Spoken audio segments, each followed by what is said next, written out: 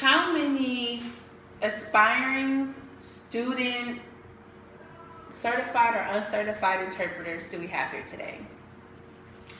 Okay, so now imagine getting diagnosed with cancer.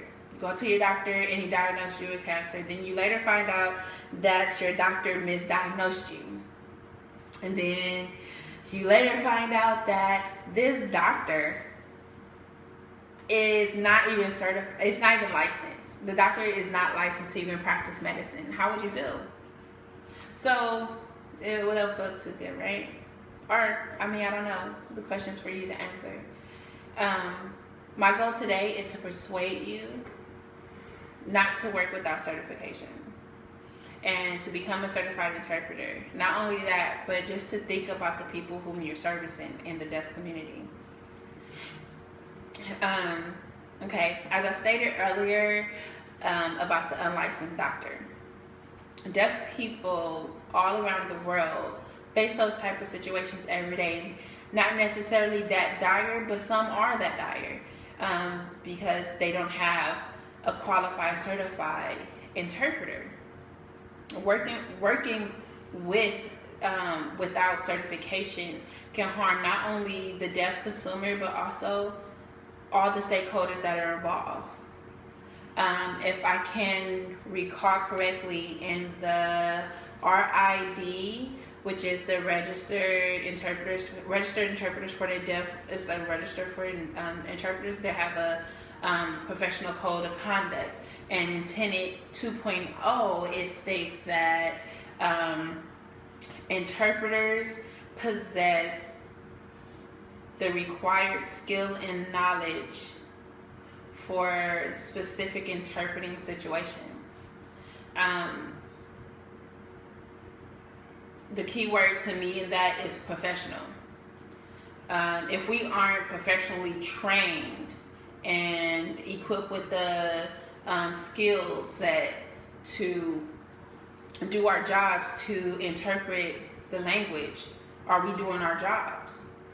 Are we being that bilingual, bicultural language facilitator that the deaf consumer needs or deserves? My answer is we are not. Can we work without certification? We can. And there are loopholes around that into why that is, but that surely is going to change soon.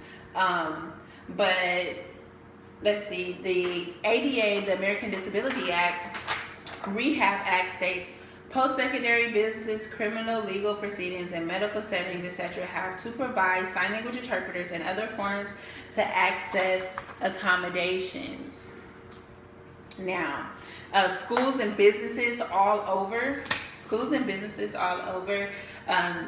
they have these things set up where they can go by these rules. So they say, oh, we're going to hire a language assistant instead of sending a certified interpreter. When they do that, it's not benefiting anyone. It's not benefiting, for instance, if you say at school, it's not benefiting a child. It's not benefiting the language assistant, which is, is stepping in as an interpreter. And it's not benefiting the school, The one they pay less than a certified interpreter, that's not benefiting you. So, just think about it. It's a loophole. It's a loophole to everything, and that's one of their loopholes they use. Now, another question, is there a shortage of interpreters? Absolutely, there's a shortage of interpreters. In an article written by, I think it's Caitlin and MacArthur, and the article is entitled "Deaf Community Lacks Interpreters and Support."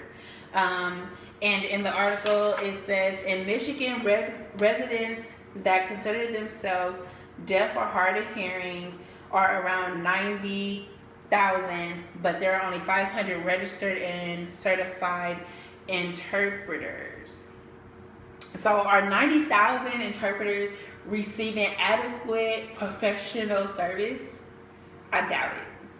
And just to add this in, just a little side note, just because you are familiar with sign language or ASL, or you know the language, does not mean that you can interpret the language.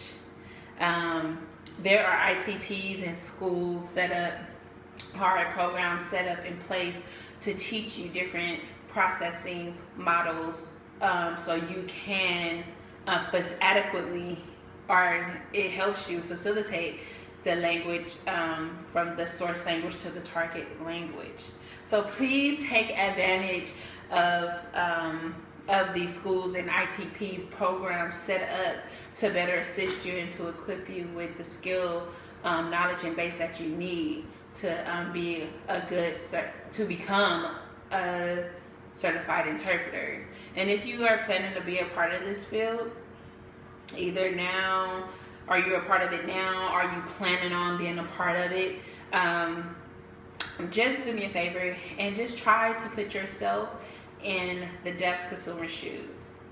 If you want to allow an unlicensed doctor to inform you or tell you anything about your health, about your life, or anything, even you would even listen to a teacher if the teacher didn't have the right credentials.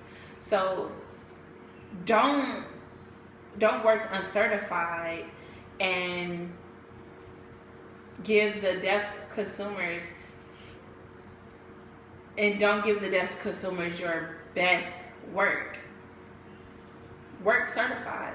These people, the deaf consumers, they are depending on you and me to give them great service. Put yourself in their shoes. Don't work uncertified, but be the best interpreter that you can be. Continue to learn the language. So, to be certified or not to be certified, I vote be certified, because I want to treat people how I want to be treated, and I want the best of the best, and you should want that for the people that you're servicing.